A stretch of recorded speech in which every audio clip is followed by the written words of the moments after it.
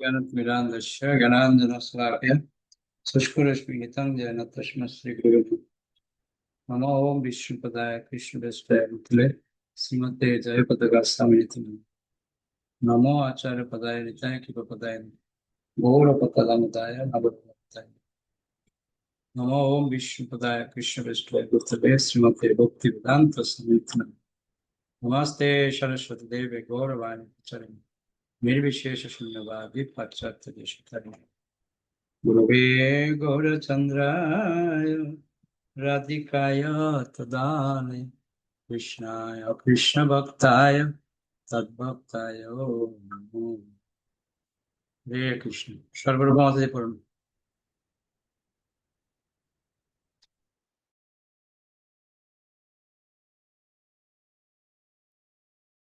হরে কৃষ্ণ প্রভু প্রণাম প্রণাম। আবার যখন জীবাত্মা চাইছে শ্রীকৃষ্ণকে ভুলে থাকতে, তাকে বাদ দিয়ে চলতে, শ্রীকৃষ্ণ সেই ব্যবস্থাও করে দেন। তারই নাম অবিদ্যা ও অজ্ঞান। এবং এই জড় জগতের নীতি হলো এই অজ্ঞানতা। শ্রীকৃষ্ণকে ভুলতে চাইলেই জীব এই অজ্ঞানতার শিকার হয়। কৃষ্ণ বহির্মুখ হয়ে ভোগবাঞ্ছা করলেই মায়া ঝাঁপড়ে ধরে। মায়া খুব নিকটেই অবস্থিত। আরো বলা হয়েছে, পিশাচি পাইলে যেন মতিচ্ছন্ন হয়, মায়া মুগ্ধ জীবের হয় সে ভাব উদয়। মায়ার কবলে পড়লে মানুষ আর সুস্থ মস্তিষ্কে বিচার বুদ্ধি সহ কাজ করতে পারে না, তার মতিচ্ছন্ন অবস্থা হয়। বদ্ধ মতিচ্ছন্ন জীব শ্রীকৃষ্ণকে ত্যাগ করলেও শ্রীকৃষ্ণ জীবকে ত্যাগ করেন না। সবসময় তার সাথে সাথে তিনি থাকেন পরমাত্মা রূপী। সর্বস্ব চাহং হৃদি সন্নিবেষ্ট, অথবা ঈশ্বর সর্বভূতানাং হৃদ্দেশ্যে অর্জুন। গীতায় অর্জুনকে শ্রীকৃষ্ণ বলেছেন তিনি পরমাত্মা রূপে কিভাবে সকলের হৃদয়ে সদা বিরাজমান, এবং প্রাথমিকভাবে তিনি হলেন উপদেষ্টা ও অনুমন্তা, জীবের সকল কর্মের সাক্ষী তিনি, এবং অনুমন্তা অর্থাৎ অনুমোদনকারীও।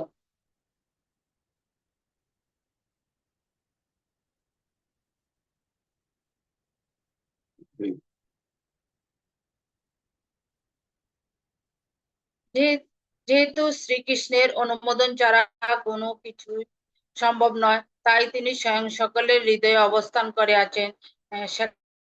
জীবগণের বাসনাদি সমস্ত লক্ষ্য করছেন এবং পূরণও করছেন। যতক্ষণ জীব কামনা বাসনার মধ্যে বদ্ধ অবস্থায় থাকছে, ততক্ষণ শ্রীকৃষ্ণ নিতান্তই দর্শক রূপে বিরাজ করে রয়েছেন এবং অপেক্ষা করছেন জীব কখনো তার দিকে মনোযোগ দেবে। সকল জীবের হৃদয়ে তার অবস্থান করার উদ্দেশ্য এইটাই। শ্রীকৃষ্ণ জীবকে সঙ্গ দান করে সেই মুহূর্তের জন্য অপেক্ষা করছেন, কখন জীব বহির্মুখ অবস্থা থেকে মুক্ত হয়ে পরম পুরুষোত্তম ভগবান শ্রীকৃষ্ণের প্রতি উন্মুখ হবে। অনুমাত্র ও ভিন্ন দর্শনে মহাভয় জাগবে। পরমেশ্বর ভগবান জন্মরহিত হওয়া সত্ত্বেও তার অন্তরঙ্গ শক্তির দ্বারা তিনি কপিল মুনি রূপে জন্মগ্রহণ করেছিলেন। সমগ্র মানব জাতির কল্যাণার্থে দিব্য জ্ঞান প্রদান করার জন্য তিনি অবতীর্ণ হয়েছিলেন। ভাগবতের ৩য় স্কন্ধ ২৫ অধ্যায় ১ নম্বর শ্লোকে বলা হয়েছে, কর্দমুনি বৈরাগ্য অবলম্বন করে যখন বনে গমন করেছিলেন, তখন তার পুত্র রূপে কপিল মুনি তার মাতা দেবহূতি কন্দর্পমুনির পত্নীর প্রসন্নাত্মা বিধানের জন্য বিন্দু সরোবরের তীরে অবস্থান করেন। পিতার অনুপস্থিতিতে বয়স্ক পুত্রে মায়ের দায়িত্বভার গ্রহণ করে তার যথাসাধ্য সেবা করা কর্তব্য, যাতে তিনি পতির বিচ্ছেদ অনুভব না করেন। আর বয়স্ক পুত্র তার পত্নী এবং গৃহস্থালীর দায়িত্বভার গ্রহণ করতে সক্ষম হওয়া মাত্রই পতির কর্তব্য গৃহত্যাগ করা। এটাই বৈদিক গায়স্থ জীবনের সমাজ বিজ্ঞান সম্মত কথা। মৃত্যুর সময় পর্যন্ত গৃহের ব্যাপারে নিরন্তর যুক্ত থাকা কোনো মানুষের উচিত নয়। যেহেতু দেবহূতির পতি কন্দর্পমুনি গৃহত্যাগ করেছিলেন, তাই দেবহূতি তার উপযুক্ত পুত্র কপিল দেবের সৎ উপদেশ শ্রবণ করে দুশ্চিন্তার কবল থেকে ত্রাণ পেতে চেষ্টা করতেন।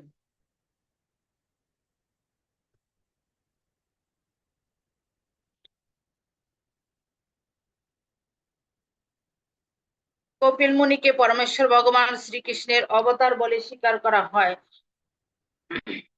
চিন্ময় জ্ঞানরূপী সূর্য স্বরূপ শ্রীকৃষ্ণের সাক্ষাৎ প্রকাশ হলেন কপিল মুনি।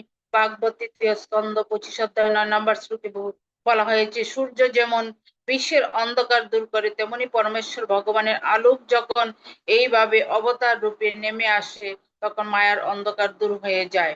আমাদের চোখ রয়েছে, কিন্তু সূর্যের কিরণ না থাকলেও আমাদের চোখের কোনো মূল্য নেই। তেমনি পরমেশ্বর ভগবানের আলো ছাড়া বা সদ্গুরুর কৃপা ছাড়া পারমার্থিক জীবনের কোনো বস্তুই আমরা যথাযথভাবে দর্শন করতে পারি না। দেবহূতির কাছে ভগবত ভক্তির ব্যাখ্যা, ভাগবত তৃতীয় অধ্যায় 29 নম্বর, তৃতীয় স্কন্ধ 29 অধ্যায় প্রসঙ্গে ভগবান কপিল দেব বলেছিলেন যে, যে ব্যক্তি নিজের এবং অন্যের মধ্যে অনুমাত্র ভিন্ন দর্শন করে, মৃত্যুর প্রজ্বলিত অগ্নিরূপে আমি তার মহাভয় উৎপন্ন করি। শ্লোক 26। সমস্ত প্রকার জীবের মধ্যে নানা প্রকার দৈহিক পার্থক্য রয়েছে, কিন্তু ভক্তের পক্ষে সেই পার্থক্যের ভিত্তিতে বিভিন্ন জীবের মধ্যে ভেদভাব দর্শন করা উচিত নয়। ভক্তের কর্তব্য সর্বপ্রকার জীবের মধ্যে আত্মা এবং পরমাত্মাকে সমানভাবে দর্শন করা। অতএব দান, সম্মান ও মৈত্রীপূর্ণ আচরণের দ্বারা সমস্ত জীবকে সমদৃষ্টিতে দর্শন করে সমস্ত জীবের আত্মার স্বরূপে বিরাজমান ভগবানের পূজা করা উচিত। ভগবান কপিল দেব তার মাতা দেবহূতিকে তাই পরামর্শ দিয়েছিলেন যে, যারা ভিন্ন দৃশ্য অর্থাৎ ভেদদর্শী, যারা আপন এবং পর এই ভেদ দর্শন করে, তারা মায়াবদ্ধ জীব। যারা মায়ামুক্ত জীব, তাদের জীবন দর্শন ঈশাবাস্যমিদং সর্বস্ব, সবকিছুই ভগবান শ্রীকৃষ্ণের এবং তার সঙ্গেই সবকিছু সম্পর্কিত, তাই তাদের দৃষ্টিতে কোনো ভেদভাব থাকে না। যেমন একটি পরিবারের বিভিন্ন সদস্যরা তাদের পরিবার গোষ্ঠীর পক্ষে যেটা ভালো, সকলে সেই উদ্দেশ্য কাজকর্ম করে, নিজেদের মধ্যে তারা কেউ কোনো ভেদ দর্শন করে না। সকলেই তারা বুঝে প্রত্যেকে আপনজন। পরিবারের কেউ অনেক টাকা রোজগার করলে অন্যরাও আনন্দ লাভ করে, কারণ সকলেরই তাতে ভাগ আছে, প্রত্যেকেরই তা থেকে কিছু না কিছু লাভ হয়। ওকে ওকে ওকে। হরে কৃষ্ণ। তো খুব সুন্দর একটা পয়েন্ট এখানে আছে, দেখুন। পয়েন্টটা হচ্ছে, বলছে একটা পরিবারের সদস্যরা তাদের মধ্যে কেউ যদি ইনকাম করে, বেশি ইনকাম করে, বা খুব ভালো কাজ করে, তাহলে পরিবারের সবাই কি হয়? আনন্দ লাভ করে, খুশি হয়। তার মানে কি, কি বুঝলাম এখান থেকে? কে কি বুঝলেন শুনে একটু, এটা কি বোঝাতে চাইছে? কি বুঝলেন এখানে এই কথাটা দিয়ে, কি বুঝ? হরে কৃষ্ণ প্রভু, প্রণাম। প্রভু, যে আমাদের পরিবারে যদি একজন ভালো একটা চাকরি বাকরি করে, অনেক টাকা ইনকাম করে, তাহলে আমাদের সবার, প্রত্যেকের পরিবারের সবারই আনন্দ হওয়া উচিত। এবং তাতে আমাদেরও এটার মানে তার যে ইনকামের টাকাটা, এটার প্রতি আমাদেরও মানে হক আছে আর কি, মানে আমরাও পাবো এটাতে কিছু ভাগ, ওইটাই বলা হয়েছে। এই উদাহরণ দিয়ে কি বুঝলেন এই উদাহরণ থেকে?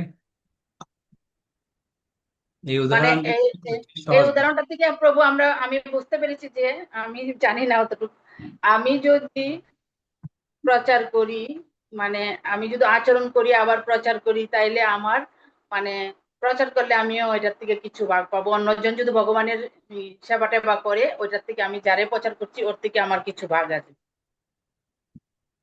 প্রভু, এটা হবে কেন নাকি? না, আর কিছু? আর কেউ? হরে কৃষ্ণ। অর্থাৎ এখানে বোঝাচ্ছে এটাই, আমরা পরিবারের যদি কেউ ভালো কিছু করে বা অনেক বেশি ইনকাম করলে, তার প্রতি আমরা সবাই সন্তুষ্ট হই। ঠিক সেরকম আমাদের মধ্যে কোনো ভক্ত যদি ভালো ভক্তি করে, বা ভালো প্রচার করছে, বা ভালো রান্না করছে, বা ভালো সেবা করছে, আমাদের কি হওয়া উচিত? এটাই বোঝাচ্ছে। আনন্দ পাওয়া উচিত। কিন্তু আমরা আনন্দিত হই? আমরা কি হই? ঈর্ষান্বিত হই, হিংসা। আমার থেকে ও ভালো করবে, এই ভাবনা যেন আমাদের মধ্যে না আসে। আমরা হচ্ছে একটা পরিবার, সবাই মিলে।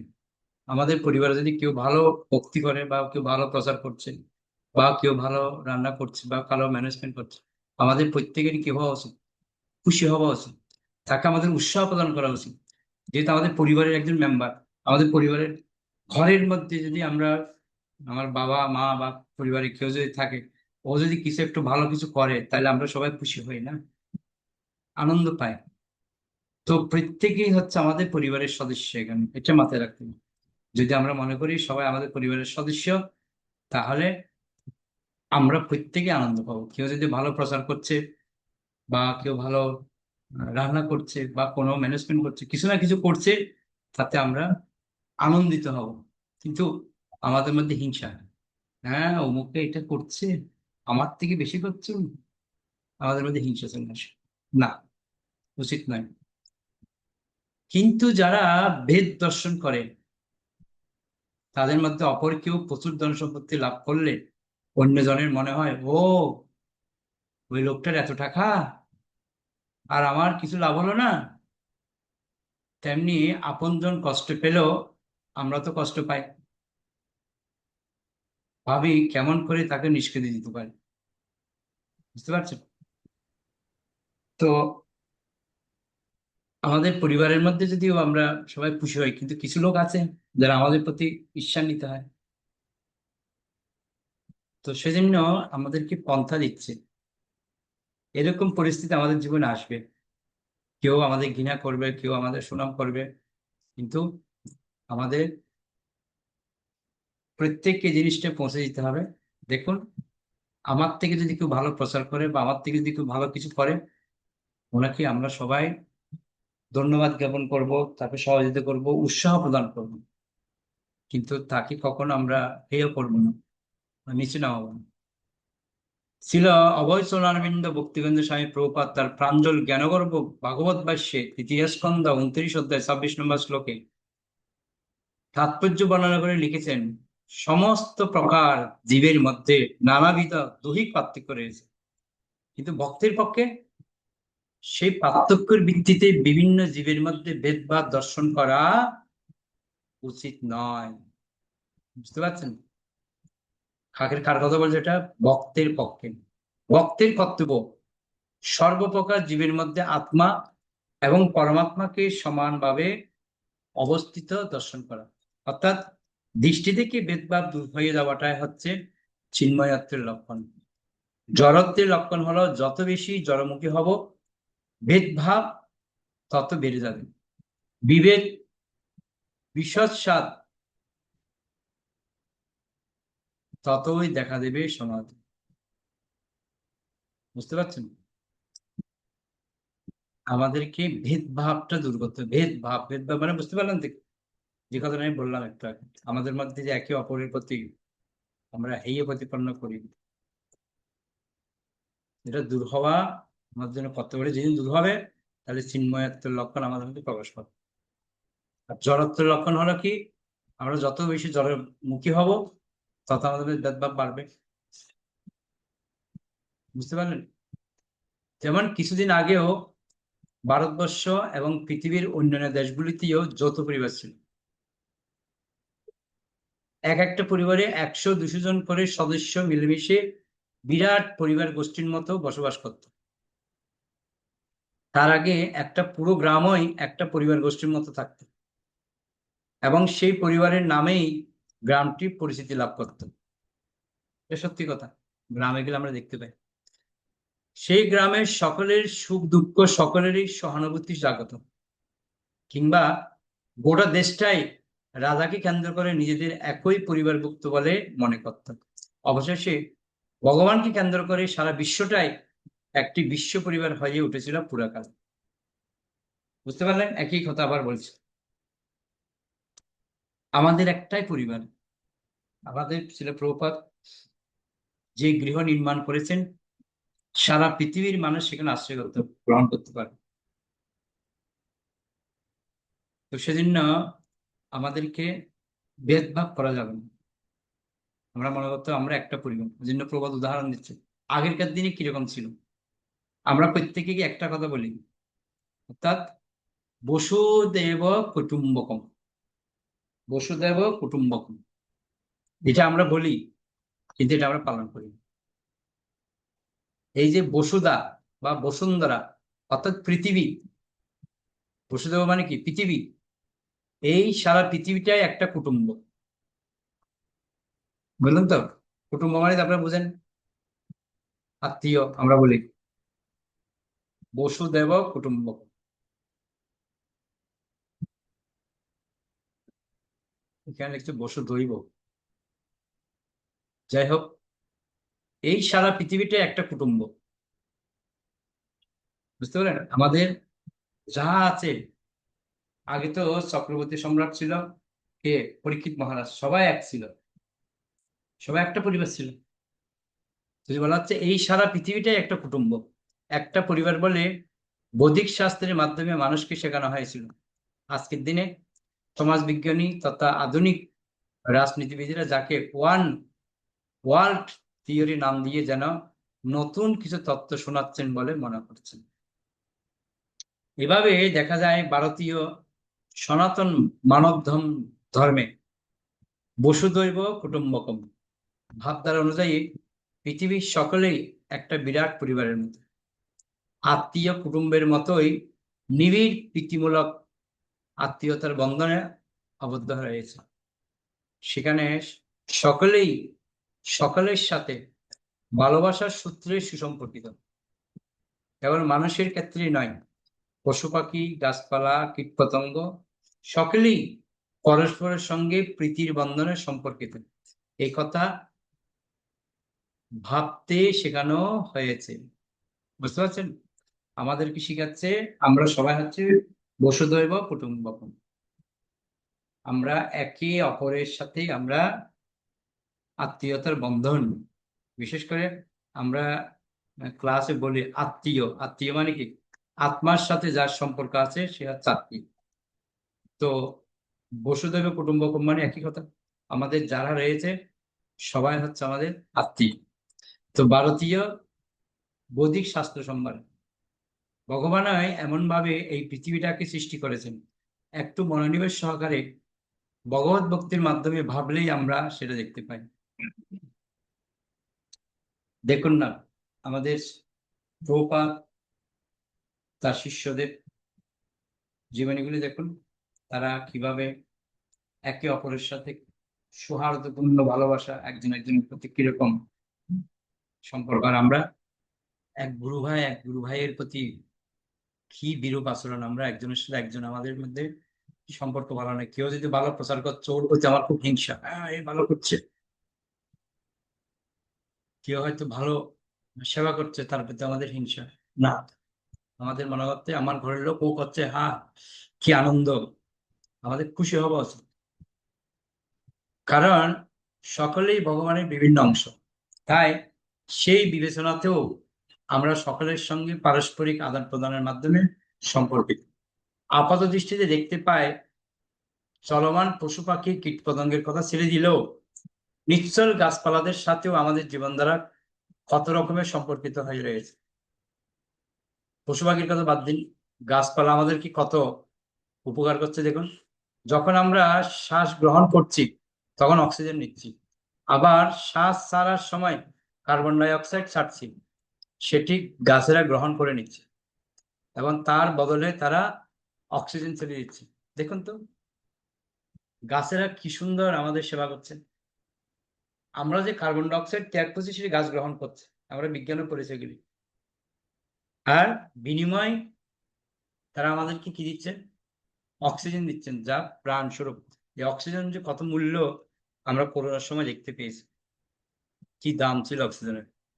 এখন আমার মনে হয় যদি ভগবান সবার নাকের করে একটা মিটার লাগিয়ে দেয়, কত যে বিল আসবে দিয়ে শেষ করতে পারবে না, বুঝলেন তো? তাহলে ভগবানের কাছে আমরা কত কৃপালু দেখুন। প্রকৃতির এই যে গাছপালা আমাদেরকে কত সুন্দর সেবা দিচ্ছে। ভগবানই তো গাছপালাগুলিকে এমন বিস্ময়কর কলা কৌশলে তৈরি করে দিয়েছে।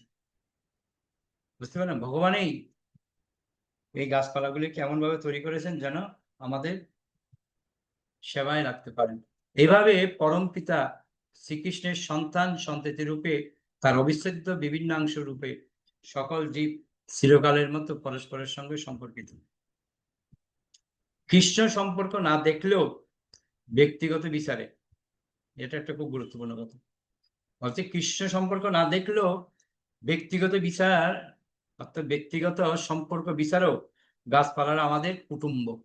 এভাবে সারা পৃথিবী বাস্তবিকই একটা বিরাট পরিবার। কেন বিরাট পরিবার বুঝতে পারছেন? সবাই আমাদের সহযোগিতা করছে, কিন্তু মানুষ যখন পরমেশ্বর ভগবান তথা পরম পিতা শ্রীকৃষ্ণকে ভুলে যায়, তখন তারা এই সম্পর্কের কথাও ভুলে যায়।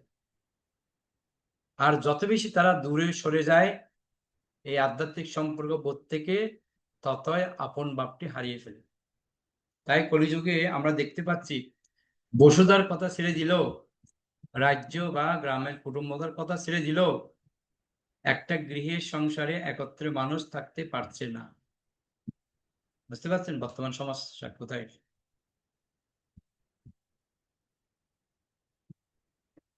ছেলেরা বড় হয়ে বৃদ্ধ মা বাবাকে ছেড়ে চলে যাচ্ছে, তাদের কোনো কৃতজ্ঞতা বোধ নেই। মা বাবা তাদের কত কষ্ট করে বড় করে তুলেছে সে কথা ভুলে গিয়ে ভিন্ন হয়ে বসবাস করছে। তারপরে যে স্ত্রীকে নিয়ে সুখে ঘর বাঁধবে বলে বৃদ্ধ মা বাবাকে ছেড়ে চলে এসেছিল, একদিন সেই স্ত্রীও তাকে ছেড়ে চলে যাচ্ছে। এ হচ্ছে প্রকৃতির নিয়ম। ভগবানের প্রতি বিমুখ হলেই এই ধরনের ভিন্ন দর্শন জাগে। ভগবত বিমুখতা মানেই জড়জগতের অস্থায়ী সুখের প্রতি আসক্ত। আমরা যত বেশি জড় সুখান্বেষী হব, ততই ভেদভাব বাড়বে। বুঝতে পারছেন? জড়ের প্রতি যত বেশি আসক্ত হব, তত ভেদভাবটা বাড়বে। তাই শ্রীমদ্ ভাগবতে তৃতীয় স্কন্ধ 29 অধ্যায় 26 নম্বর শ্লোকে ভগবান কপিল দেবের উপদেশ লিপিবদ্ধ হয়েছে যে মানুষ যখন নিজের এবং অন্যের মধ্যে অনুমাত্র ভিন্ন দর্শন করে, তখন মৃত্যুর প্রজ্বলিত অগ্নিরূপে ভগবান তার হৃদয়ে মহাভয় উৎপন্ন করে। বুঝতে পারছেন কি বলছে? এই ভেদভাব আমাদেরকে ত্যাগ করতে হবে, নাহলে ভগবত ভক্তিতে আমরা এগোতে পারবো না। আমরা প্রতিদিন বলছি, দিনাদপি শুনিচেন তরোরূপী সহিষ্ণুনা অমানিনা মানদেন কীর্তনিয়া সদা হরি। বলছি ঠিকই, কিন্তু প্র্যাকটিক্যাল করছেন, জন্য বলছি। অর্থাৎ যারা জড়জগতের সুখ আহরণের বন্ধনে আবদ্ধ হয়ে রয়েছে, তারা তাদের জড়দেহটাকে স্বরূপ বলে মনে করছে, এবং তারা ভুলে যাচ্ছে যে একটা দিন তাদের ওই দেহটাকে ছেড়ে চলে যেতে হবে। এই সুন্দর পৃথিবী ছেড়ে একদিন চলে যেতে হবে, সবাইকে যেতে হবে। যেহেতু তারা ওই জড়সুখের, জড়দেহের সুখ অন্বেষণে অত্যন্ত আসক্ত, তাই তারা মৃত্যুকেও অত্যন্ত ভয় করে, মরতে চায় না। একটা কবি লিখেছে না, মরিতে চাই না আমি সুন্দর ভুবনে। কেউ মরতে চায় না, কিন্তু আমরা যত বেশি সুখের প্রতি আসক্ত হব, তত মৃত্যু আমার সন্নিকটে আসবে। কিন্তু যারা ভক্ত হয়েছেন, ভগবানের শরণাগত হয়েছেন, ভগবানকে নিত্য স্মরণ না করে কোনো কাজই করেন না, তারা ভালোভাবে উপলব্ধি করতে পারেন যে জড়দেহটি জীবের স্বরূপ নাই, দেহটির নিরন্তর পরিবর্তন হচ্ছে। কুমার যৌবন ও জরার শেষে দেহান্তর হবেই হবে। তবু সেই 5 বছরের শিশু আমি এবং আজকের আমি স্বরূপত একই ব্যক্তি। তাই যারা ধীর তত্ত্বজ্ঞানী, তারাই ব্যাপারে বিন্দু মাত্র মুহ্যমান হন না। পুরনো কাপড় ফেলে দিয়ে যেমন নতুন কাপড় পরতে হয়, ছেড়ে দেওয়া মানে হলো মৃত্যু, তেমনি দেহ জীর্ণ হয়ে গেলে সেটি ত্যাগ করতে হয়।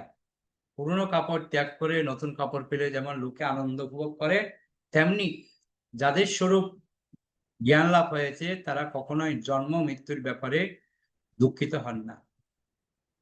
যার জন্ম হয়েছে তার মৃত্যু অবশ্যম্ভাবী, সেজন্য অনুশোচনার কোনোই কারণ নেই, একদম জোর দিয়ে বলছে।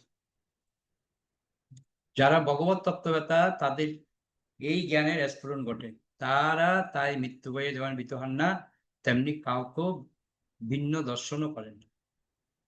এটা ভক্তদেরকে বলছে, বুঝতে পারছেন তো? ভক্তদের জীবনে কি আছে? আজ হলো মরবো, কাল হলো মরবো, ভয়ের কি আছে? যতক্ষণ প্রাণ আছে, গুরু মহারাজ বলছে, প্রাণ আছে যার সে করে প্রচার। যতক্ষণ প্রাণ আছে তুমি প্রচার করে যান, আর কি আছে জীবনে? বলছে জড়জগতের অস্থায়ী যশ প্রতিপত্তির লোভে, হ্যাঁ, মানুষের মধ্যে ঈশ্বরবোধ জাগ্রত হলে, জড় সুখের আকাঙ্ক্ষায় অত্যাধিক লালায়িত হলে ভয় জাগে, বুঝি কেউ প্রাপ্তি যোগে বিঘ্ন ঘটাবে।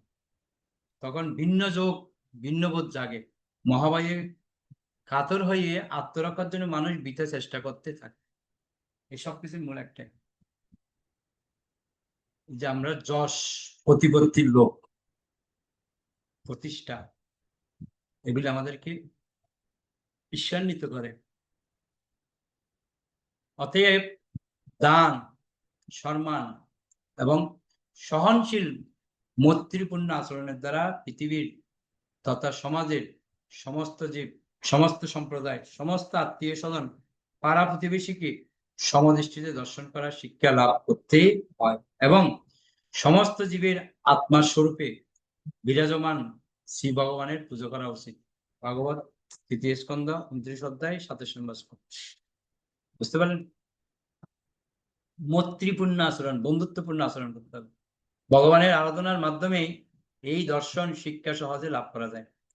যার এই শিক্ষা লাভ হয়নি, সে মৃত্যু ভয়ে সদা সর্বদা ভীত হয়ে থাকে। এই উপদেশ ভাগবতে স্বয়ং ভগবান কপিল দেব অবতার রূপে মানব সমাজকে দিয়ে গেছেন। বুঝতে পারছেন? এজন্য আমাদের অত্যন্ত গুরুত্বপূর্ণ। আমি একটাকে বললাম না, যারা এই সৎ উপদেশ লাভ করিবার সুযোগ পায়নি, তারা মৃত্যুকে ভয় পায়। তারা বলে, মরিতে চাহে না আমি সুন্দর ভুবনে। কিন্তু যতই এই ধরনের কবিতায় ভাব বিন্যাস করা হোক, মরতে হবেই। মরতে চায় না বলে ভয় পেলে বুঝতে হবে ভগবানের উপদেশ তার কানে ঢুকেনি। অথচ বহু জড়সাহিত্যে এই কবিতাংশটি অনেকের বেশ ভালো লাগে, যদিও এই কাব্যিক সত্রটির অন্তর্নিহিত ভাবাত্ম কোনো যথার্থ জ্ঞানের পরিচয় মোটেই বহন করে না। হরে কৃষ্ণ কৃষ্ণ কৃষ্ণ হরে হরে, হরে রাম রাম। অনেক অনেক ধন্যবাদ সবাইকে। আশা করি আপনারা বুঝতে পারলেন কত ইম্পর্টেন্ট বিষয় ছিল আজকে। এই জিনিসটা যদি আমরা জীবনে প্রয়োগ করতে পারি, তাহলে আমরা ভগবত ভক্তিতে অ্যাডভান্স করতে পারবো। কারণ আমাদের মধ্যে, ভক্তদের মধ্যে হিংসা সরাসরি না, এটা ত্যাগ করতে হবে, স্পষ্ট আমাদেরকে বলছে। ওকে, বৈশ্য প্রণাম। পঞ্চা কল্পতরুভ্যশ্চ কৃপা সিন্ধুভ্যেব চ পতিতানাং পাবনেভ্যো বৈষ্ণবেভ্যো আনন্দ বৈশ্য বৃন্দা কি যায়। নিতাই গৌর প্রেমানন্দে। হরে